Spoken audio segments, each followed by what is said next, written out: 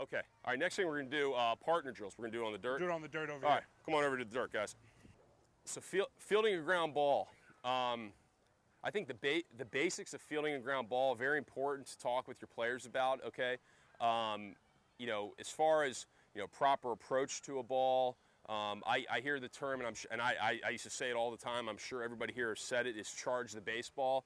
I can't stand that term, that phrase, okay, and here's the reason why. When I think of charge, to me it sounds like, you know, bull charging, out of control, rushing at the baseball. So what I use is, I use the phrase approach the ball, okay? Approach the baseball. So that might mean, you know, you're going to approach it aggressively, coming at it pretty hard, or it's going to mean, you know, you're rounding the baseball or taking a step back, whatever, you know, whatever have you. But I use the term approach the baseball, okay? With the partner drills, what we're focusing on is just glove discipline. Okay, we're working on our hands here. It's not a footwork drill, okay, by any means. We're just working on our hands, okay, on our glove work.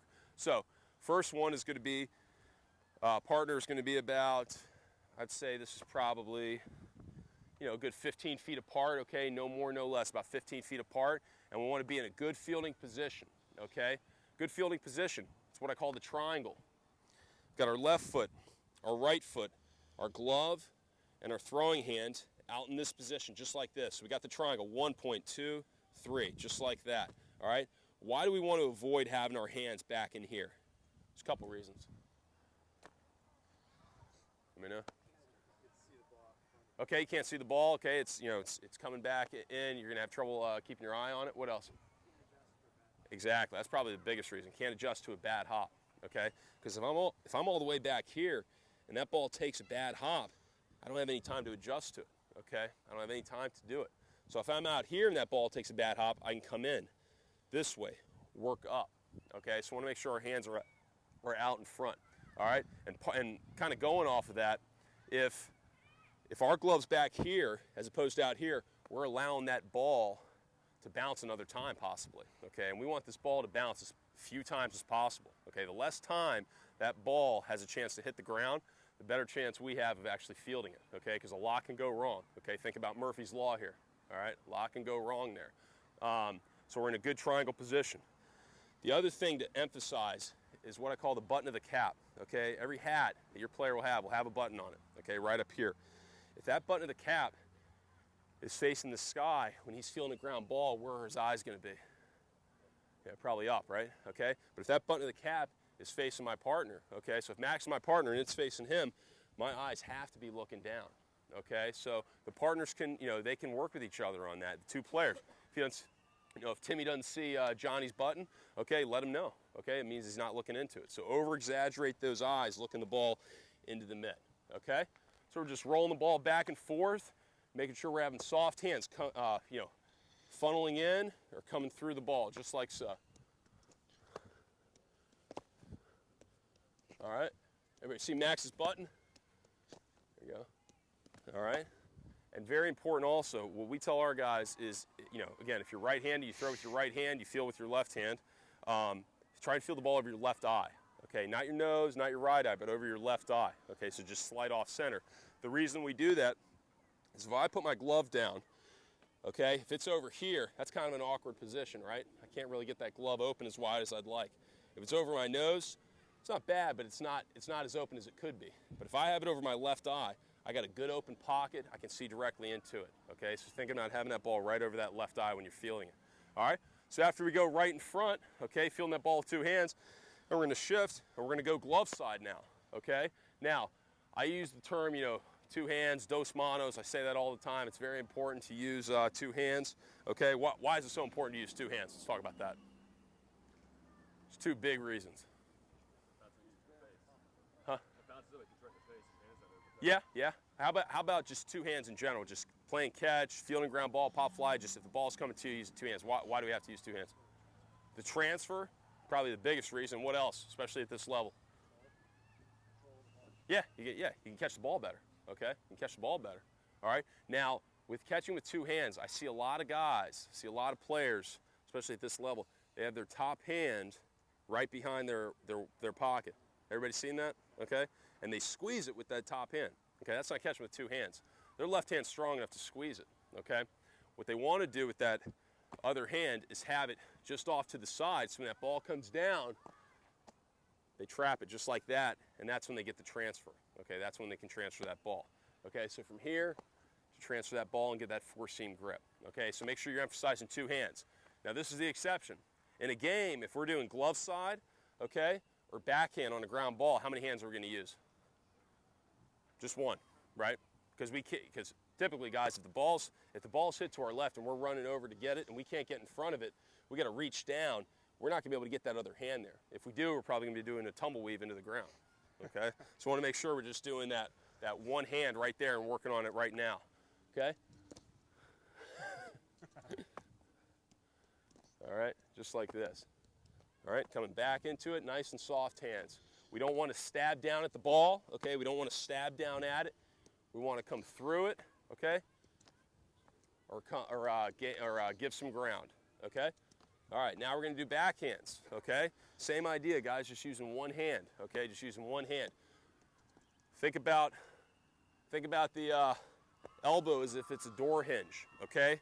We're bending it just on a door hinge right there, okay? Just like that, bending that elbow, okay? Coming through. All right? So this is the partner drills, guys. Ground balls right at it. You can have your guys doing, if you're in a, if you're sort of under time constraints, maybe do five of them each. If you have a little bit more time, you really want to work on it, you can have them doing 20, 25 of each one right at glove side, backhand, okay? So it's up to you. We have our high school guys do that. We have our 12U guys started practice yesterday do that for our travel team at every single practice, okay? That can take all of 3 minutes, all right? And it's a great way to start the practice off. It looks organized, all right? And guess what you guys have not had to do yet? You haven't had to pick up a fungo bat, okay? You've been able to just walk around and see these guys, okay? You've been able to see these guys and their hands, okay? And see these guys field a ball. That's important. You get these guys to work with each other, they're getting more ground balls, they're getting more work in, and you don't have to spend all the time hitting fungos, calling time, okay, talking to Johnny about it, going back, all right? You get to walk around, you get to see what these guys are doing and really emphasize, soft hands, good footwork, triangle position, button of the cap, etc. Okay? So guys, those are the partner drills, all right? I'm gonna kick it over to Max now, and Max is gonna go through some infield drills. Oh, before I do that, any questions on those? No? Okay, Max. All right, guys, piggyback on what Andy said, fungos, okay? Obviously, we got a lot of guys here. Everyone has different degrees of fungo skills. Andy can hit fungos much better than I can, okay? I like the ball out of hand drill, so you just roll the ball to the guys. This drill right here is going to keep things moving quick. You can get a lot of guys going in a very short period of time, which is really important because you want to retain these kids' attention. At a younger age, their attention spans are all over the place. Even mine at my age, I'm all over the place.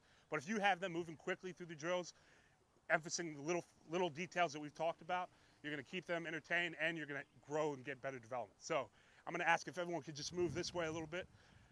You want all the back? Yeah. So this drill right here, there doesn't need to be any fungo hitting. All it needs is ball and glove, and we work on the field, release, and follow through with the three cones. You can put baseballs down. You don't have to use the cones, okay? You start with the ball where? In the glove, okay? You can start off right here in the front cone, triangle, hands here, field, step, throw, and follow through, okay? You want to use all three cones. The second cone is the release, the third cone is follow through.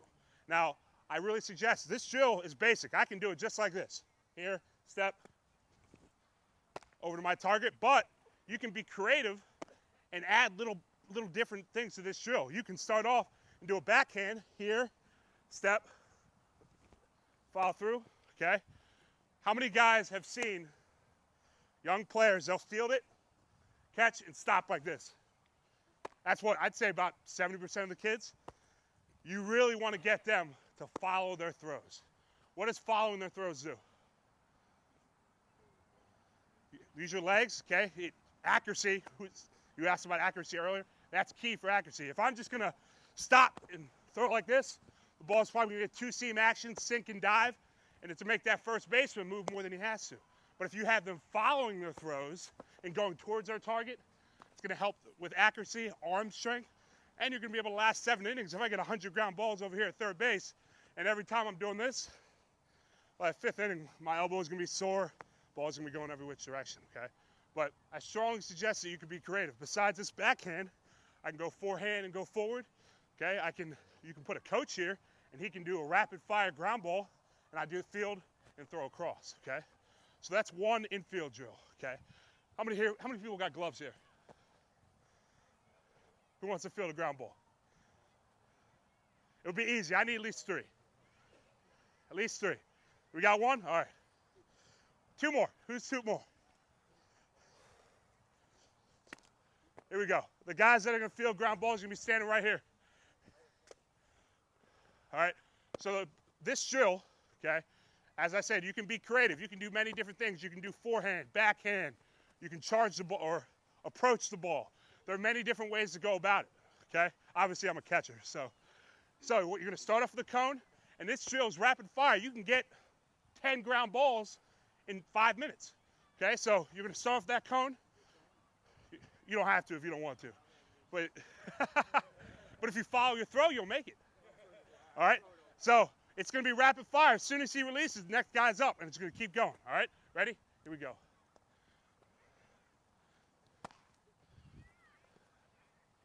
Here we go.